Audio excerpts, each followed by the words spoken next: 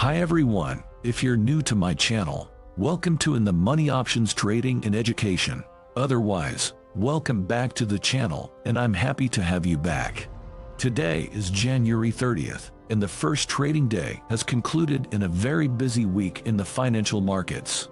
As I mentioned in a previous video, earnings are coming out this week for major tech companies in the S&P 500, including Google, Apple, and Amazon.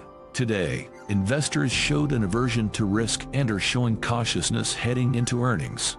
The other major event this week that is having an influence on the emotions of investors is a series of central bank meetings. Leading up to this week, the major indices have had a banner year so far.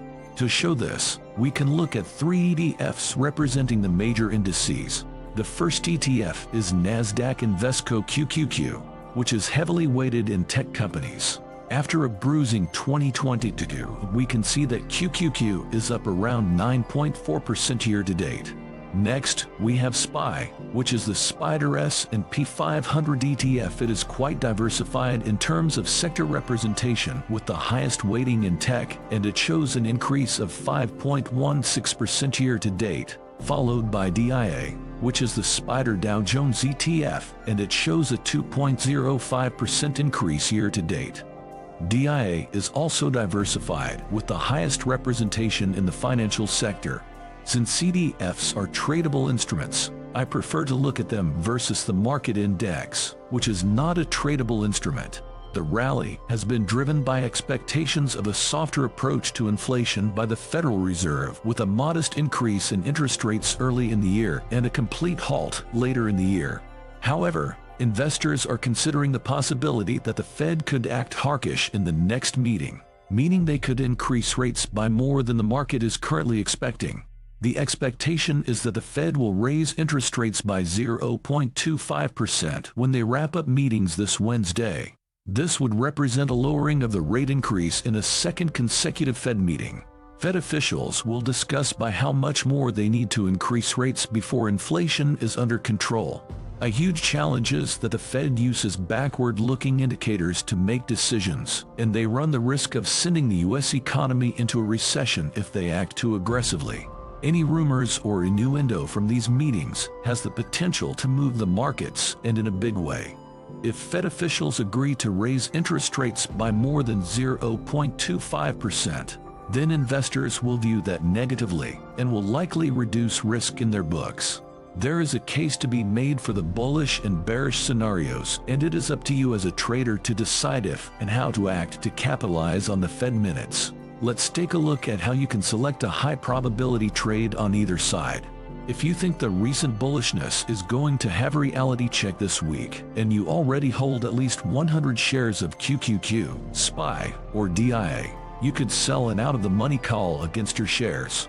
This won't earn much, but it will offset some of your unrealized losses if any of the indices sells off in a big way. Let's look at two examples using SPY, which closed the day at $400.59. If you think the market will correct somewhat after the Fed minutes, but you want to leave room for error, you could sell one call option contract for every 100 shares of SPY that you currently hold at a strike of $415 and expiring on Friday, February 3rd. This is effectively a covered call trade. The strike of $415 is marked trade in the figure shown. The market could rally by 3.5% this week, and the calls would still expire worthless. If the market rallies by more than that, you could either allow assignment to take place on your shares of SPY, or you would have to roll the call option up and out in time. We haven't yet discussed rolling options, so I will save that for another video, but it illustrates that options come with options on how to manage the trades. The premium that you would collect from the call option is $51 per contract, which would only offset your losses by a small amount, but it is a very high probability trade because $415 is a good distance from the current price. You can be quite wrong and still make money on this trade. Alternatively, if you are bullish but want to leave room for error, you could sell an out-of-the-money put. You should have enough cash to cover the assignment of the options. A strike price of $390 would give you enough cushion for the market to fall by 2.5% before being assigned. The strike is denoted by the green line in the figure shown. If the market sells off by more than that, you could either allow assignment to take place, which would require you to purchase 100 shares of SPY, or you would have to roll the put option down and out in time. In this example, I am a bit more aggressive on the put side, with only roughly $10 before the option is at the money. Therefore, the premium collected is more than the case of the call option. Here, I'd collect $105 per option contract. There is a slightly lower probability of success, but it is still greater than 50%. Lastly, if you don't have a view and want to sit out the Fed minutes, that is also a perfectly valid decision. You might also want to avoid the tax implications that come with selling your shares of SPY. These are all concepts that will be discussed in greater detail later, but I want to expose you to these terms now so that they will make more sense later. Tomorrow will be a new educational video on the difference between futures and options. If you enjoyed this content, please subscribe and leave a comment for how we can improve these videos.